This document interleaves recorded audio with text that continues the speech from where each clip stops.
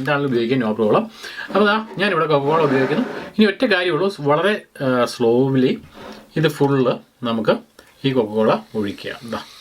ഇപ്പോൾ തന്നെ നമുക്ക് കളർ ചേഞ്ച് കാണാൻ ഇച്ചിരി ഡാർക്ക് ആകുന്നുണ്ട് നമ്മുടെ വിസ്കി.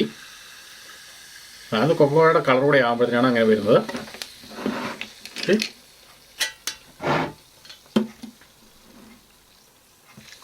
ഞാനിത് ഫുള്ള് ഒഴിക്കുന്നുണ്ട്. കാരണം ഇനി നമ്മൾ പ്രത്യേകിച്ച് ഒന്നും ഒഴിക്കാൻ പാടില്ല. നമ്മുടെ ഈ ഐസ് ക്യൂബ് നമുക്കറിയാം, ഐസ് ക്യൂബ് ഓൾറെഡി നമ്മൾ ഫില്ല് ചെയ്തിട്ടുണ്ട്. അപ്പോൾ അതിൻ്റെ വെള്ളം കൊണ്ടൊക്കെ എങ്ങനെയാണെങ്കിലും ശരി ഇനി ഇതിൻ്റെ അകത്ത് തുളുമ്പി വരില്ല, അതായത് വെള്ളം കൂടില്ല എന്നർത്ഥം. ഓക്കെ, കാരണം അത് ഫ്ലോട്ട് ചെയ്ത് നിൽക്കുന്നുണ്ട്. ഇത്രയൊക്കെ ആയ ശേഷം നമ്മൾ നേരെ ഇതൊന്ന് ശരിക്കും ഒന്ന് ഇളക്കണം. ശരിക്കും മൊത്തത്തിൽ ഇളക്കണം.